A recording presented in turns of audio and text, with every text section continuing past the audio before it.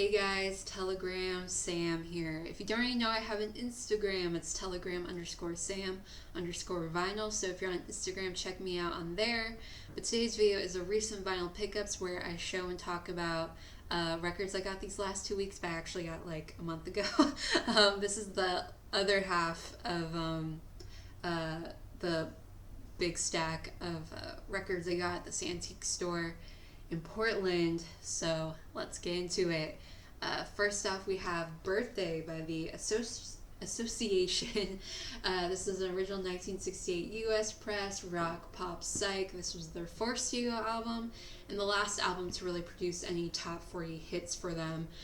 There's a lot of records from this band at the antique store I went to, but I kind of just picked this one because it looked the most interesting and kind of like crazy and out there.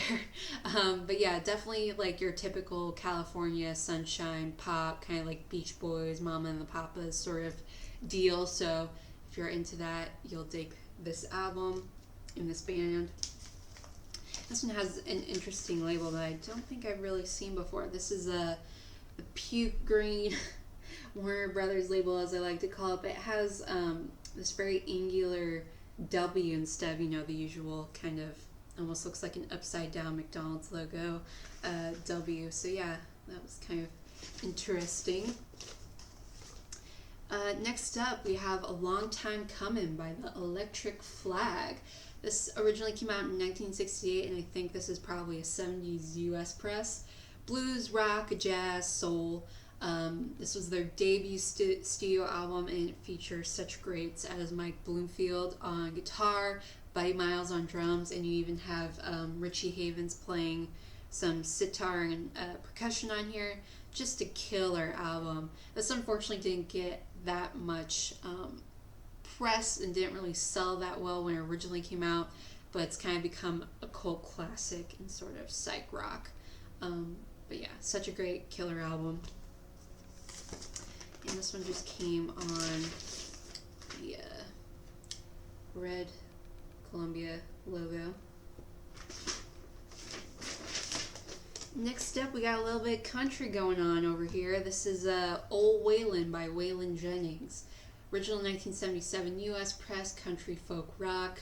One of his highest selling albums, and I think it is country music's first platinum album by any single solo artist. So this did really well for Waylon. I've been meaning to get some Waylon Jennings in my collection. He was part of sort of the outlaw country fad that happened in the 70s. But yeah, such a killer album.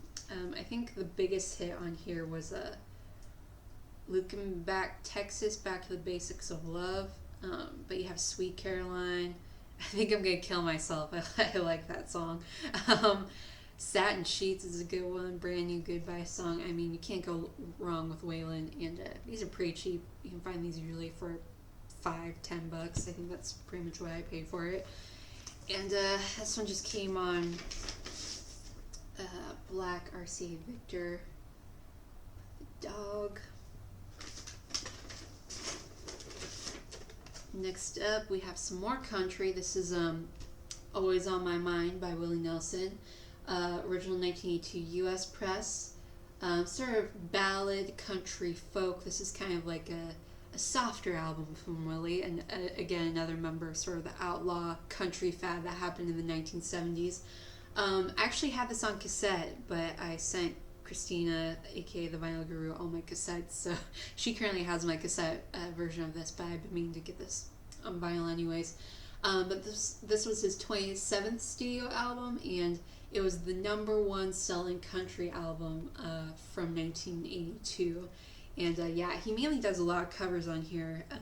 He does a fantastic version of Do Right Woman, Do Right Man, which I think Aretha Franklin originally did, and then the Flying Burrito Brothers did another great version of it. Always on My Mind, obviously. Wire Shade of Pale. Bridge Over Troubled Waters.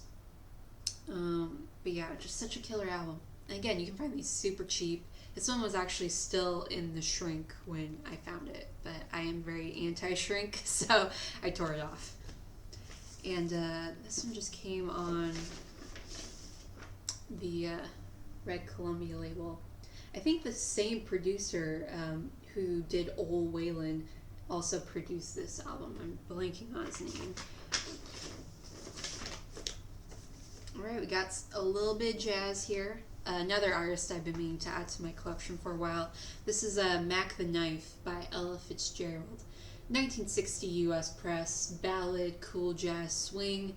One of her most acclaimed live performances, and this is pretty infamous for having her rendition of Mac the Knife on it, which she completely forgot the words to, like, partway through the song, and she was just kind of improvising and doing her Ella Fitzgerald thing, and she just completely rocks it. I think she actually won a Grammy for it.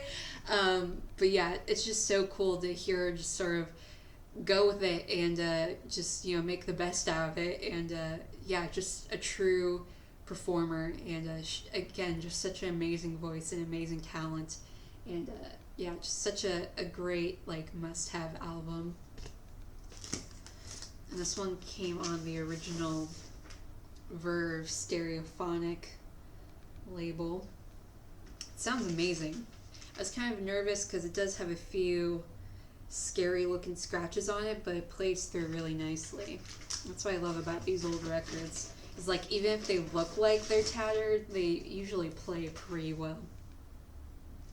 Next up, another jazz album. This is In Concert Volume 1, Freddie Hubbard and Stanley Turrentine.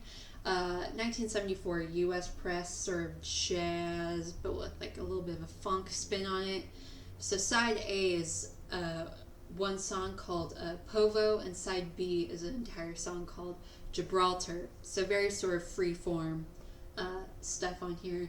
But you also have Ron Carter, Herbie Hancock, Jack DeJohnette, and Eric Gale playing on here. So definitely a who's who rocking it out on here. But yeah, such a great sounding concert album. It sounds really good, and yeah, it's like one of those albums that flies by so fast because you're just, like, so into it, and you're going from one thing to another, and it's just, yeah, it's just a killer album, and you need to get volume 2. This one came on CTI label. I don't think I have anything from CTI yet. Alright, last but not least, this is kind of a short video. This is Another Time, Another Place by Fever Tree, 1968 US press, Psych Rock. This was the second album from the band. Their debut album is probably their most well-known album. It had the song, I think it's called, like, San Francisco Girl, which was, like, their biggest hit. I do have their third album, which is called Creation.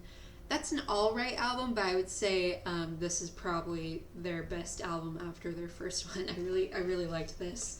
Kind of a bit more of a rockin' album to me compared to some of their other stuff. But yeah, really great album. This is in surprisingly good condition considering it's a little over 50 years old. And this one just came on this fantastic uni label. I love these labels. Alright, that is the last of the stuff I got from my antique store haul. Thank you so much for watching. You get a short but sweet video this week, and I'll see you guys in the next one. Bye.